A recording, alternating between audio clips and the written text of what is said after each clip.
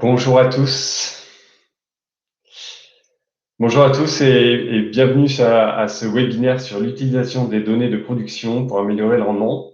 Ce premier webinaire est le premier d'une série de plusieurs et je vous en parle un peu plus loin. Alors, je vais commencer par me présenter. Je suis Pierre Fouillade, je suis responsable des ventes de PCM, qui est un fabricant de pompes et de systèmes de fluides, qui est donc un industriel. Et aujourd'hui, j'ai le plaisir d'animer ce webinaire en tant que président du comité agroalimentaire, du comité de marché, de la Fédération des industries mécaniques. Alors, avant de démarrer, quelques petits mots, quelques petits conseils pratiques sur ce logiciel qui s'appelle Livestorm.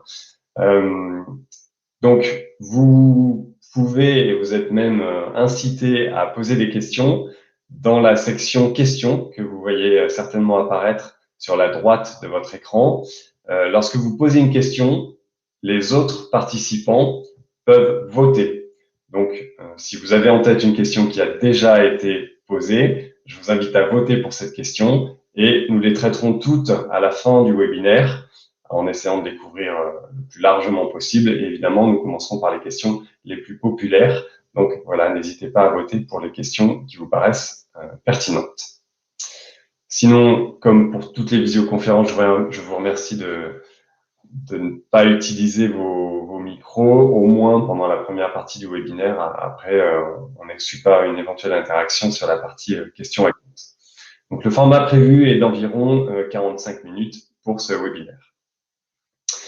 Pour commencer, je vais vous présenter brièvement la Fédération des industries mécaniques, qui est donc la fédération qui regroupe beaucoup des équipementiers pour les industries agroalimentaires. Donc, la Fédération des industries mécaniques, c'est 30 000 entreprises pour à peu près 135 milliards d'euros de chiffre d'affaires. Et l'agroalimentaire est une partie importante de la Fédération des industries mécaniques, des activités de la FIM. Ça représente à peu près 11%. Alors, le champ des équipements couverts est très large. Vous pouvez les voir sur ce slide. Ça peut être des systèmes de packaging, des machines, des systèmes de manutention, des cuves, des agitateurs, des vannes, de la tuyauterie industrielle. Ça peut être du matériel, mais ça peut être également du soft. Voilà, eNews qui est avec nous aujourd'hui. On est sur la partie logicielle et ça fait partie d'un syndicat de la FIM qui s'appelle le CIMOP. Donc, ça couvre non seulement les équipements, mais aussi ça peut couvrir les outils numériques pour la production. Donc, c'est ce qui va nous servir aujourd'hui pour ce webinaire. Le marché, le comité de marché agroalimentaire de la Fédération des industries mécaniques, nous l'avons créé en 2018 avec Pascal Leprêtre, qui m'accompagne à la FIM, avec 3 grandes missions, on va dire. Sur le constat que les entreprises françaises, les équipementiers français de l'agroalimentaire, souffraient d'un déficit de reconnaissance, parfois, et souvent face à nos voisins européens. Dans la mécanique comme dans l'agroalimentaire, on parle bien sûr souvent des grandes entreprises qui ont un rôle prépondérant dans le paysage économique, mais dans les deux cas, il y a beaucoup de TPE et de TI, et une grande partie de l'innovation passe par ces petites structures. 95% des sociétés qui composent la FIM sont de petites structures, TPE et ETI, et on a le même constat à côté ANIA, puisque je crois que c'est 98% des sociétés de l'ANIA qui sont de petites structures. Voilà. Donc pour nous, c'est un public que l'on souhaite aussi couvrir et donner de la visibilité aux fournisseurs et collecter le besoin des donneurs d'ordre des industries agroalimentaires. C'est d'autant plus important que les industries agroalimentaires françaises sont un peu à un tournant. On parle d'un gros besoin d'investissement dans les années à venir pour améliorer les marges des sociétés agroalimentaires qui se sont beaucoup dégradées ces dernières années. On est coincé en France entre le prix des matières premières et un système de distribution qui est qui est unique en Europe. voilà, qui met les IA sous pression. Et donc, l'innovation, c'est un des moyens, voire le moyen d'améliorer ces marges. Et donc, à nouveau, une partie de la mission du comité agroalimentaire, c'est d'aligner, autant que faire se peut, ou de contribuer à l'alignement entre les besoins des IA et la R&D des adhérents de la Fédération des industries mécaniques. Donc, dans les différentes missions que l'on fait, donc renforcer l'attractivité, j'en ai parlé, valoriser, et on fait également une veille marché à travers différents rapports et différents outils qu'on communique aux adhérents de la Fédération des industries mécaniques. Récemment, on a organisé une journée de prospective économique avec l'ANIA, voilà, qui était très intéressante. Un des livrables, si je peux dire, ou une des choses que l'on a fait récemment, c'est de créer un annuaire des fournisseurs de la mécanique fait pour les industries agroalimentaires. Voilà, c'est un bel outil qui dispose d'un beau référencement naturel et qui a déjà un visitorat intéressant. Donc, pour ceux qui n'y sont pas encore ou pour ceux qui ne l'ont pas encore visité, je vous invite à vous y rendre et on va vous passer une brève vidéo pour vous montrer un petit peu de quoi on parle.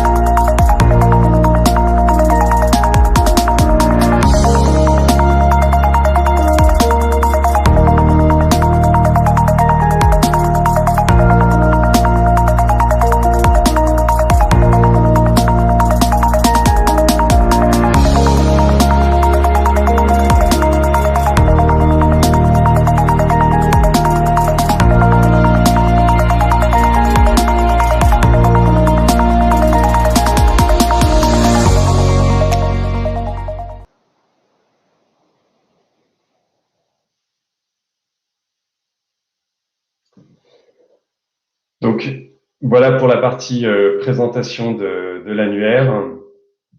Et pour ce qui concerne donc la mise en valeur du savoir-faire français et puis l'alignement des besoins des IA avec la recherche et le développement des entreprises mécaniciennes, nous mettons en place une série de webinaires et aujourd'hui, c'est le premier webinaire de cette série sur les sujets que vous voyez sur ce slide, qui sont des sujets que nous avons répertoriés comme étant les sujets d'intérêt pour les industries agroalimentaires.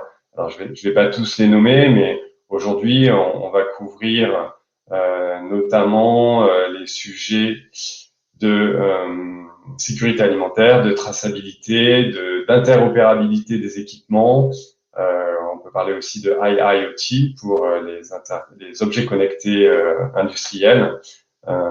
Voilà, donc nous avons à la suite de ce webinaire déjà plusieurs webinaires de programmés et j'en profite pour passer un appel. Si vous avez un sujet intéressant en tant qu'industriel, n'hésitez pas à nous faire savoir, nous serons heureux d'en programmer encore davantage. Voilà. Nous allons maintenant faire un tour de table de nos interventions. Donc, j'aimerais vous présenter nos deux intervenants aujourd'hui. Je vais commencer par vous, Laurent, société e-News. Bonjour Pierre, merci de nous accueillir, Stelios et moi, sur ce webinaire. Donc moi, je suis le fondateur et le directeur général de e-News. e-News est une société qui développe du logiciel, adhérent du CIMOP, effectivement, hein, et membre de la French Fab. Notre objectif, c'est de développer une solution d'IoT intégrée qui simplifie l'accès à l'Internet des objets et qui permet de délivrer des améliorations continues digitales. Et je pense que l'exemple qui va être donné aujourd'hui avec le groupe Hellenic Dairy sera très intéressant pour voir en direct ce qui a été monté et ce qui est opérant aujourd'hui dans une usine, dans 2 usines très exactement. Merci beaucoup Laurent, on vous retrouve tout de suite ou très bientôt pour nous montrer la solution d'e-news. Stelios, would you please introduce yourself? Yes, hello everybody, good morning. I am Stelios Sarantis, representing Hellenic Dairies Group. I am a chemical engineer with a master's in food science and technology. And right now I am in charge of the facilities and operations of our group. I am also part of the family that owns the group of companies, Hellenic Dairies Group. I will not go into details about our company because I have them in my presentation. So I'll take it from there. Donc, Stelios parlera en anglais, puis Laurent, vous nous traduirez Exactement. sous partie voilà, de l'intervention. So, thank you, Stelios. Could you start by introducing Hellenic Dairy and tell us about the challenges you had when you first got in touch with e-news, please? Yeah, sure. We really needed a tool, a way in order to deal with the complexity of the parameters that we really need to deal with every day in the manufacturing process. And in-use was really that partner with whom we developed a really powerful tool that helped us deal with all those issues that we were having. Issues like dealing with many details, collecting information, data from the manufacturing process in a fast and reliable way. So that was, in a nutshell, the challenge that we had to overcome to digitalize a very long and complex manufacturing procedure. Thank you, Stelios. Maybe you can start sharing the presentation and view that while I'm going to translate a little bit. So, juste pour revenir sur ce que vient de dire Stelios, les challenges étaient nombreux et la complexité de production et la dynamique aussi de production dans laquelle se trouve Hellenic Dairy faisait qu'il fallait trouver des solutions digitales pour les accompagner dans cette démarche-là. C'était le sujet de notre rencontre, et tout l'enjeu d'Hellenic Dairy, c'est de pouvoir suivre et améliorer sa performance en continu. Donc les challenges sont assez nombreux, que ce soit de collecter la donnée jusqu'à l'interpréter et réaliser ses services, et c'est le but de la présentation qui va être faite là. Stelios, floor is yours. Okay. Thank you, Laurent. So I will skip this part because I have already introduced myself. So moving on to our group, I would like to say a couple of words regarding our group of companies, which started as a local dairy industry, and right now we are practically the biggest dairy industry in Southeastern Europe. Laurent, you can stop me whenever you want to translate. Moving on to the milestones, so you can get a better idea of our history. We built the first production plant in our hometown in Trikala, Greece, in 1986, and that's when practically everything started. In 2000, we acquired Olympus Dairy, also another production plant in Greece, and right now this is one of our our major brand name also in the commercial portfolio. In 2004, we built our third production plant, the one in Sliven, Bulgaria, and in 2008 we acquired Rhodope Dairy in northern Greece, which is now another brand name of ours.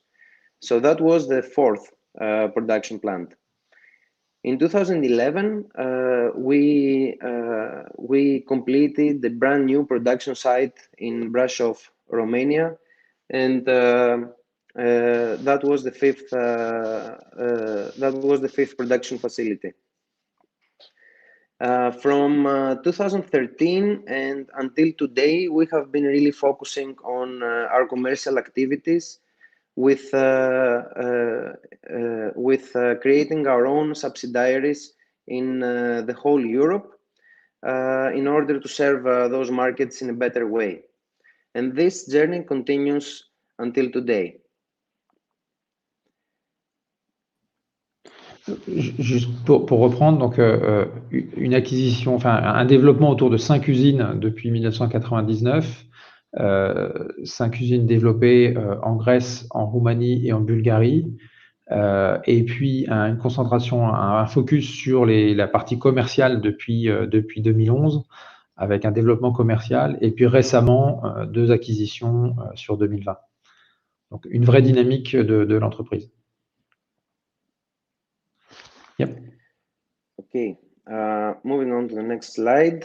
Some key figures regarding our performance as a group.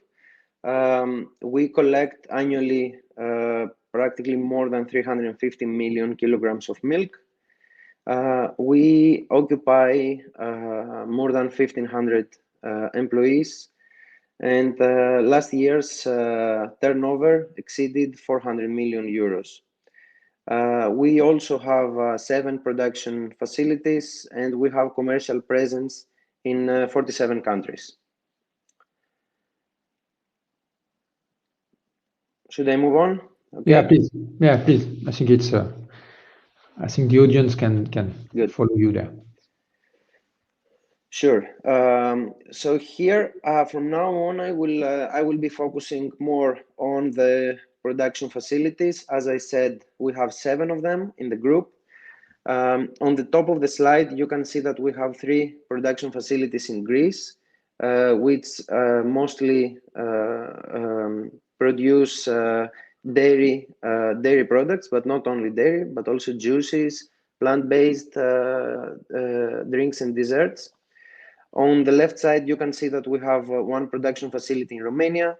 On the right side, you can see the production facility in Bulgaria. And on the bottom side of the slide, you can see that the new production facilities that we acquired last year, because we expanded in the market of soft drinks and mineral water. I think I can move on, yeah. Right? Yes. Okay. So the last decade, we have been growing really fast as a company, and this means that we have, as you also saw in the timeline of our history, we have made new acquisitions. This means the employment of new people, the development of new products, entering new markets, and also serving new customers. And from the production point of view, from my point of view, complexity is really the price that we pay for our rapid growth.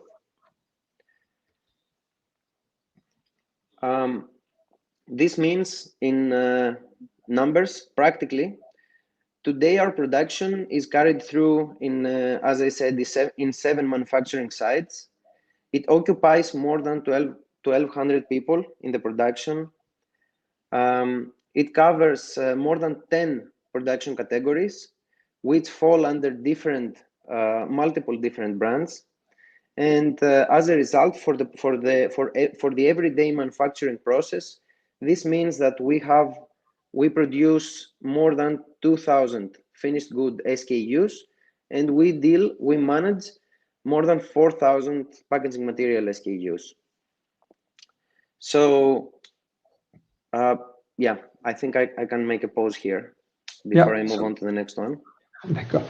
Donc le challenge, c'est dans les 10 dernières années, c'est de gérer la croissance et de pouvoir se focaliser à la fois sur le développement du nombre de produits, le développement commercial, et d'accompagner les systèmes industriels avec un peu plus de 1200 personnes sur les sites de production pour développer et réaliser les commandes qui sont demandées au groupe Hellenic Dairy. Et donc, l'enjeu d'Hellenic Dairy, c'est comment gérer cette complexité au sens produit, personne et système industriel, donc process. Stelios? So, yeah. So you can understand that we're talking about a real complex system that we, with a lot of parameters that we needed to synchronize in order to achieve our goal as a production and serve the market in the best way. So dealing with such a complex system, we were always looking for a way to simplify things. And I think the best way to describe our vision regarding the digitalization is to tell you a story. So in 2016, there was a young engineer who was newly employed in one of our plants. I remember that he had really a hard time learning and following our daily manufacturing process because of the details and because of the complexity. However, because of all this difficulty, he came up with a dream. He came up with an idea. So he was dreaming that we could have a digital system that would describe our manufacturing procedure and would follow every milliliter of milk that could enter in the production facility and give information fast and reliably about the raw materials, the manufacturing process, and the finished goods that we produce. And actually that engineer was myself when I was doing my training in our production plant in Romania. And I had a really hard time understanding what we were doing. So to summarize this part, just as a takeaway here, is that our vision as a group, as a company, is that digitalizing the production processes will allow us, will give us the right to spend time and brain power in order to utilize the collected information instead of wasting time in order to collect and search for it. Donc, l'histoire a commencé quand Stelios est revenu de ses études. Il a été sur l'usine de Brașov en 2016 et c'est là où il a pu ressentir la complexité de la production et surtout le besoin d'avoir un niveau de détail sur l'ensemble du système de production qui lui permettrait de suivre exactement tout ce qui se passe dans l'usine, de manière non pas à simplement mesurer, mais d'avoir la capacité de lui donner les moyens d'interpréter les solutions et de prendre les bonnes décisions. Et donc, la vision de digitaliser, elle est née en 2016 chez Olympus, sur l'usine de Brașov, pour vraiment essayer de faire du end-to-end digitalisation et puis utiliser ça au service de ce qu'on dit augmenter les responsables de production, les responsables de maintenance sur le site pour avoir la capacité non pas de passer du temps sur l'administration, la gestion de tout le système, mais vraiment sur la prise de décision. Stelios? So, yeah, thank you. In order to achieve that goal, the real challenge was to make the machines, to practically make the machines talk to us, like give us information right away. So this means that we needed to develop a real-time supervision tool which would give us fast access to store data, because the data is there, the information is there.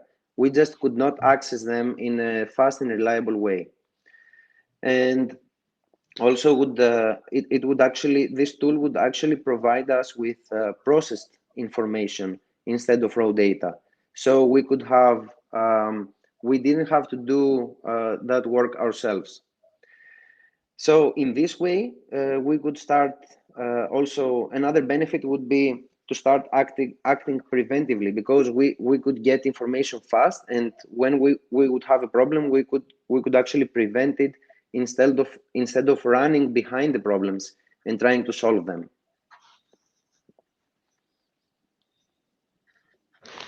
Donc le sujet, c'est d'inverser le système, hein, c'est de faire que les machines soient en capacité d'utiliser la somme de données qui existe, puisque tout le système industriel génère effectivement beaucoup de données. Et donc le but, c'est de pouvoir utiliser des données non pas simplement brutes, issues des machines, mais qui sont préinterprétées pour pouvoir donc processer, pour pouvoir donner de la valeur et de la rapidité de prise de décision qui permettent à la fin de faire des actions d'anticipation et de résolution de problèmes. So after we defined the challenge, after we defined the problem that we had to solve, we started searching the market and looking for a strategic partner who would help us deal with this issue. And that is exactly the time when we met with InUse. Honestly, InUse offered the most customizable solution in the market, the most user-friendly and the most flexible tool that we could find, at least at that time. What we really appreciated is that we could be part of the development of the tool, and we would not get a turnkey tool that we had to fit inside the frame. So in 2018, we had the first technical audit in our production plant in Romania, and this is when we trusted InUse with that first production facility. 2 years later, in 2020, since we completed the project in Romania and we were satisfied, we moved on with the second production facility, the deployment of the application in our production plant in Larissa, Greece. And at the same time, we also reached an agreement for all of the plants of our group.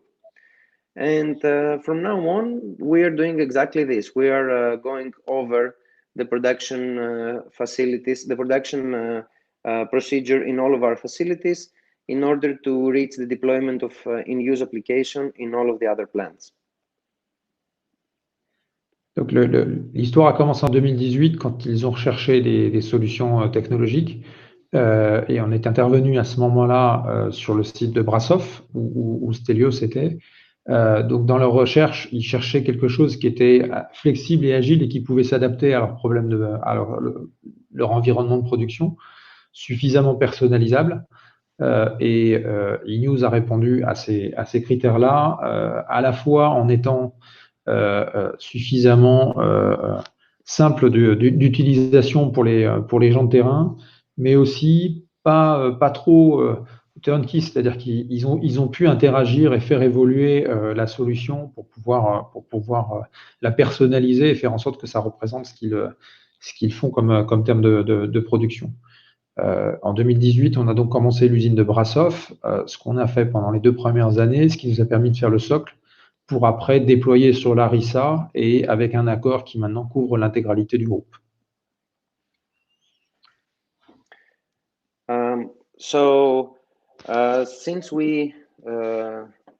Since I described our collaboration with InUse so far, I would like first to set, before we go into more details, I would like to set the goals of the project that we started with InUse. As I said earlier, we really needed a supervision tool that would provide a global view of our production, real time. We also needed to increase the accuracy of our analysis with reliable data that we could use as an input in our decision-making procedure. This would really help us accelerate the identification of the best action to deliver. So practically, what is the best thing to do when we have to reach a decision? Another goal was to improve our traceability system and really track and trace better the production information and also faster. Another goal was to reach an optimization of our manufacturing procedure in order to increase the global plant performance. And last but not least, to simplify the job of the floor people, the people who would operate the machines and work with them with a user-friendly application where they could get back information and also a task list of what they had to do every day. Yeah, I think the list is quite obvious for everyone. Just maybe to rephrase it a bit in French, but un des éléments dans ces 6 points, c'est vraiment de pouvoir fournir une solution qui couvre à la fois la visibilité de la production, mais aussi la capacité de prendre des actions rapides et précises. C'est-à-dire que le sujet de la précision est un point clé. Quand on veut gagner les quelques pourcents sur des pertes matières ou sur des pourcentages d'économie d'eau, gagner du temps sur la traçabilité, qui est un processus très fastidieux d'agrégation et de gestion documentaire qui va associer. Et puis tout ça dans un contexte où il faut pouvoir déployer dans toute l'usine avec un environnement user-friendly pour que tout le monde puisse accéder le plus simplement et surtout en réduisant la quantité de papier qu'il y avait dans l'usine. And Laurent, I think at this point the floor is yours. Yeah, thanks. So this one. Donc, ce que je vais maintenant vous montrer, je vais vous montrer ce qu'on a réalisé. So I keep it in French, Stelios, and I'll let you translate in English my French. Donc, comme le disait Stelios, on s'est rencontrés en 2018 où nous avons exprimé cet aspect d'impact sur la croissance et de pouvoir les aider sur la croissance à la fois dans la gestion des opérations, mais aussi sur du CAPEX, sur des capacités de production et d'organisation. Alors, une petite vue d'abord sur eNews. eNews, comme je le disais en introduction tout à l'heure avec Pierre, on développe une solution d'Internet des objets industriels. On est uniquement dédié à l'industrie, qui est intégrée, dont l'objectif est vraiment d'inverser le système, c'est-à-dire de partir de la machine pour aller vers l'humain, et qui a la particularité rapidement de développer des réponses digitales à l'ensemble des problèmes de l'usine. La plupart de nos clients, aujourd'hui, on a un peu plus de 1700 machines connectées partout dans le monde, que ce soit en Australie, au Japon, en Roumanie, bien sûr, en Grèce, avec Hellenic Dairy, mais aussi en Allemagne, aux États-Unis, au Canada. On a l'objectif de pouvoir rapidement délivrer ces services connectés qui ont en cible l'éco-efficience, à la fois la performance, mais aussi, et vous allez le voir, on l'a fait sur l'usine de Brasov, les optimisations sur les dépenses énergétiques ou d'eau. Alors, une solution intégrée, c'est quoi? C'est une solution qui va complètement depuis la machine jusqu'à l'utilisateur, c'est-à-dire qui transforme complètement la donnée, qui est capable de y accéder, créer la connectivité sur des standards de l'industrie, notamment avec du MQTT, avec une particularité sur eNews qui nous est propre, qui est la façon de digérer un environnement multisource, multi-échantillonné, pour pouvoir créer un univers interprétable, ce qui est quelque chose qui est assez compliqué et qui est fait naturellement dans notre moteur au sein de eNews. Qui se poursuit par la capacité au-dessus de cette intégration des données, la capacité de modéliser sans être développeur, donc sans code, d'accéder à la capacité d'exprimer son savoir-faire à l'intérieur de la solution sans être un expert de développement Python et un gestionnaire de base de données Big Data, parce que c'est ça le challenge, et la possibilité derrière de générer une application business qui soit complètement personnalisable, qui gère justement l'accessibilité par rôle d'utilisateur aux services connectés, pour que l'expérience utilisateur soit ciblée, mais simple et claire. Et en fait, tout le monde a toutes les données potentiellement en accès, mais selon son rôle, eh bien, ils vont consommer les données de façon appropriée. Alors, qu'est-ce que ça donne dans le contexte Hellenic Dairy? On est vraiment très, très, très heureux de and thanks for Stelios for you joining this call for this return on experience. Donc, ce retour d'expérience est intéressant. Comme je le disais, on a commencé à travailler sur la deuxième partie de 2018 avec Hellenic Dairy et on a créé un certain nombre de sujets. Alors, on va s'attacher sur le sujet de Brasov, qui est le sujet sur lequel on a le plus de recul, avec vous le verrez par Stelios, les bénéfices. Mais le premier challenge, ça a été de comprendre l'usine et de créer cette continuité digitale. Une usine a besoin de représenter l'ensemble de ces données et pourtant le système il est extrêmement disparate en termes d'informatique locale. L'usine n'est pas vieille, elle est extrêmement moderne dans sa façon dans sa conception. Néanmoins, il y a quand même à la fois des murs physiques et puis des murs informatiques. Donc, on a recréé le plan de l'usine à travers des points de collecte. Et ces points de collecte sont construits et la continuité digitale est recréée au sein de l'application. Hein, donc, on a évité de retirer des câbles, refaire du réseau informatique dans l'usine, etc. Et on s'est connecté à des sources de données comme des machines qui existent dans toutes les laiteries, hein, des Cronès, des Synès, des Tetra Pak, du Tecma Ries, du Alpha Machine, du Miromatic, sur des chaînes qui font du lait, du yaourt sur place. Et puis aussi leur logiciel, un ERP, un MES pour avoir la nature des batchs, des historians, surtout quand on est sur des sources avec du Tetra Pak dans la partie process, par exemple, des éléments de gestion de base de données pour les résultats d'essais bactériologiques. Et puis, il y a des entrées manuelles, c'est-à-dire qu'il y a des sujets qu'on n'arrive pas à collecter par des capteurs, encore, parce que c'est trop cher ou parce que c'est pas utile de le faire en équipant assez lourdement l'usine, et donc on a la possibilité de demander à certaines personnes de rentrer des données à la main. Donc, première chose, cette continuité digitale.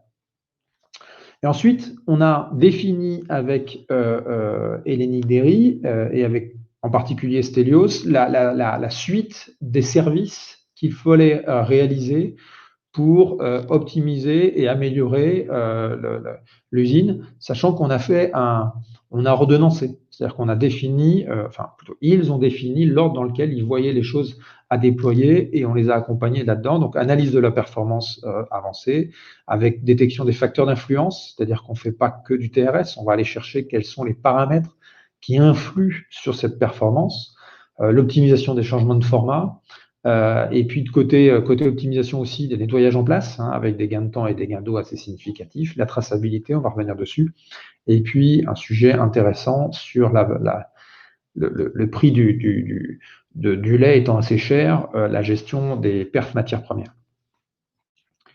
Alors, si on regarde l'analyse de performance avancée, qu'est-ce qu'on a fait?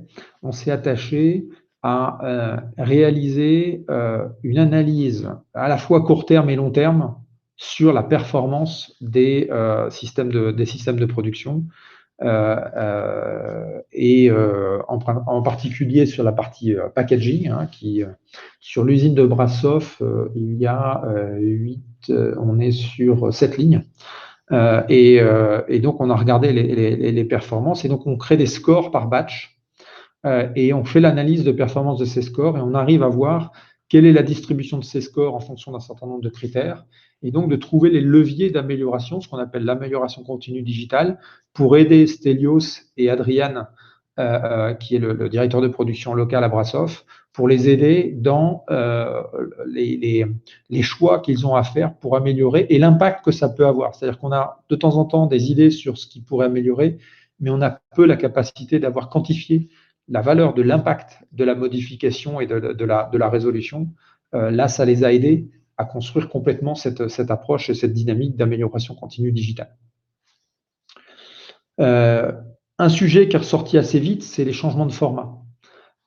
Et donc, ce qu'il a été convenu, c'est de définir la manière de calculer et de définir les changements de format sur différentes lignes, sur les machines, en fonction de bouteilles en carton, bouteilles en PET ou yaourt.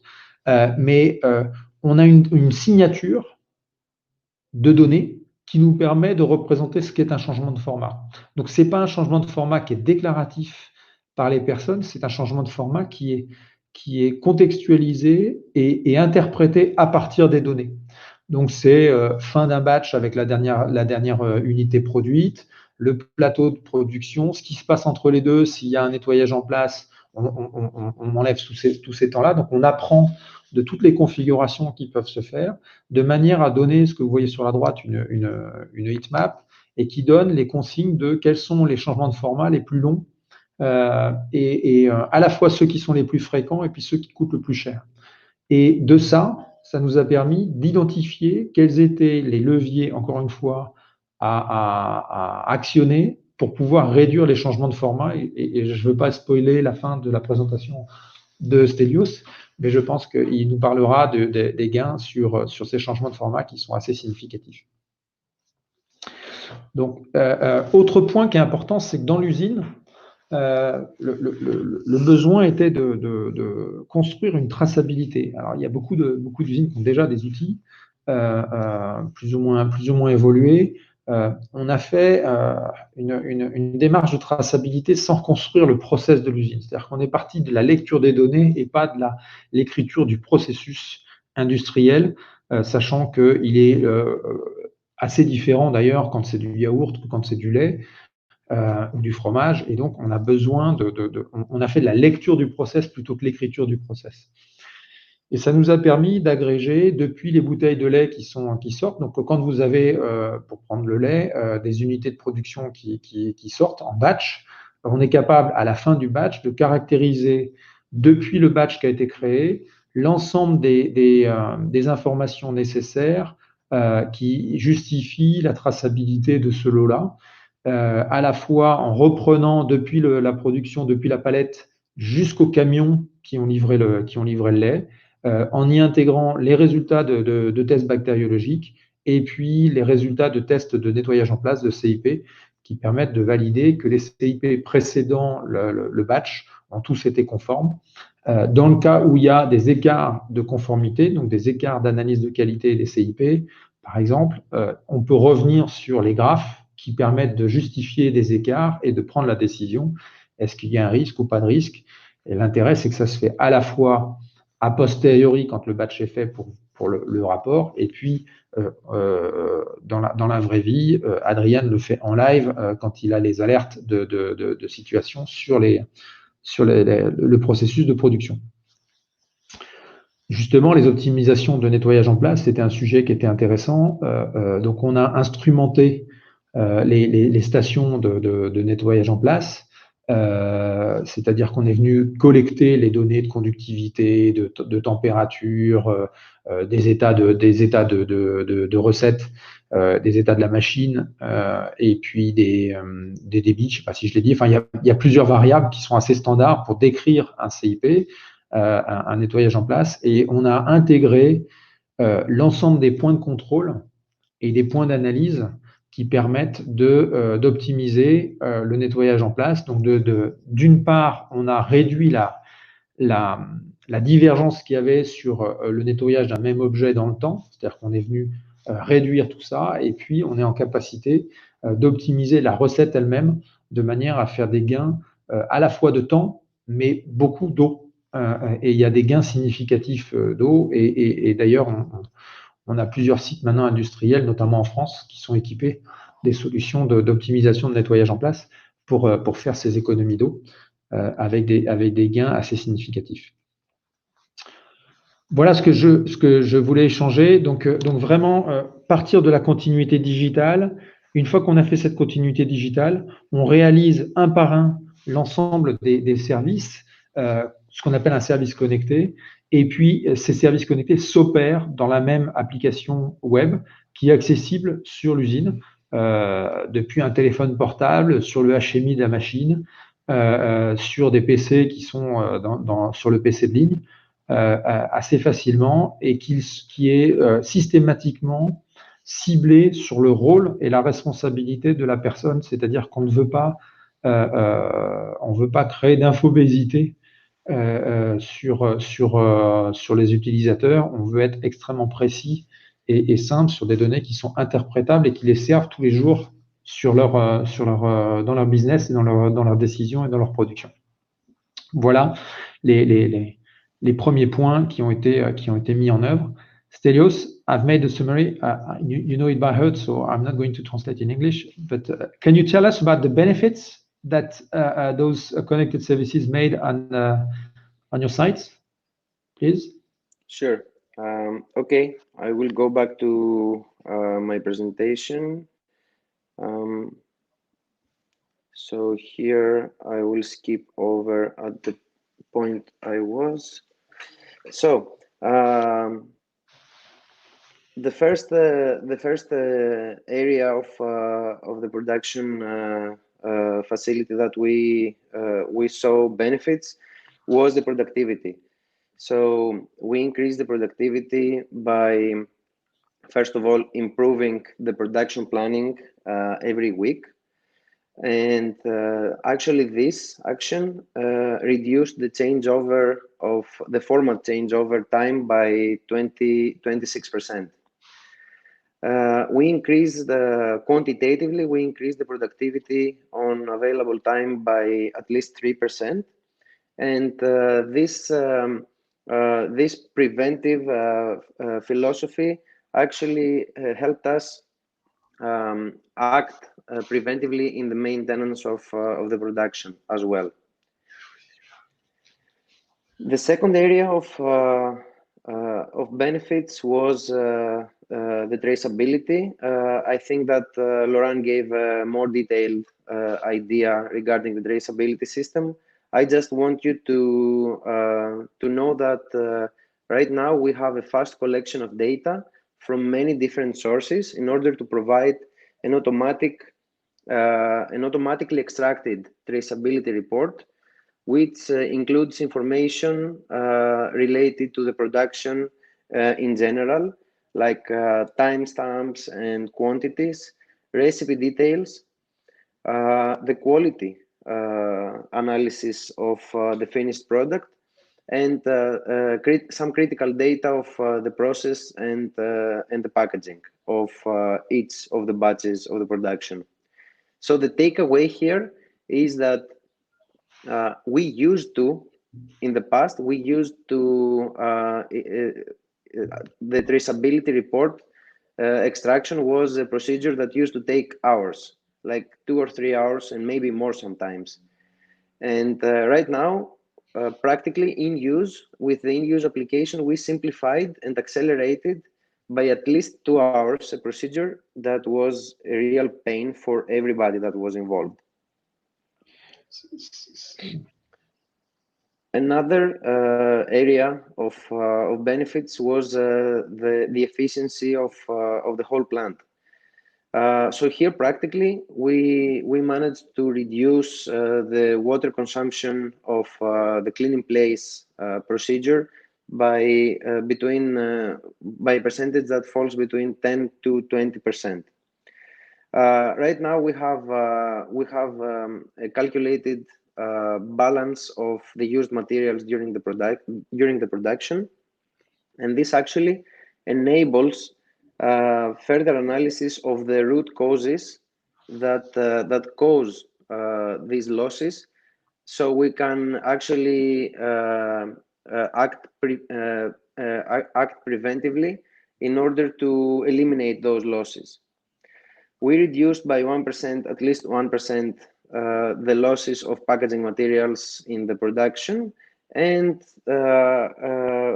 we are applying paperless procedures for the operators, as I said also in the beginning, so we can save time and effort from the people. So as a conclusion here, just some things that I would like you to take away from this presentation is that we have been investing a lot in machinery and modern equipment, and we do not lack technology in the production facilities. However, modern machines generate and store a huge amount of data. What we really needed, and we didn't have it, was a user-friendly and fast way to access this data. And we saw from that procedure, we saw that better production supervision was leading us to optimization of every aspect of our manufacturing process. So every small detail, we could actually optimize it in an easier way. True and accurate data were extracted, which are extracted directly from the source, is a really valuable input in the process of decision making. And decision making means whether we will produce product A instead of product B today in the morning or in the night, like a simple daily decision, or whether we need another production line or we can cope with the one that we have, and we do not need to invest some million euros in order to buy another line. In the end, to me, one of the most important points of digitalization of the manufacturing process, and what we actually achieved in Romania, in the plant in Romania with InUse, is connectivity. So connectivity allows us to move from a model of the industry that was based on standalone machines. And now we are moving to connected units, which can be, because they are connected, they communicate with each other and they can be better synchronized in the production. And connectivity spreads from different machines to a line, to a production line, to departments, and to whole plants. And this is exactly our goal for our group. And with this is the end of my presentation. Thank you so much for your attention, and thank you for having me today in your webinar. Thank you, Stelios. Pierre, tu es en mute.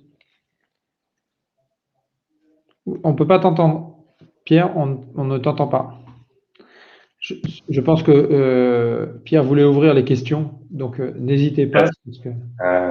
No, I just wanted to say thank you very much to both of you, Laurent, Stelios. It was a very hands-on presentation, and I think we all appreciated the real data and the outcome you provided.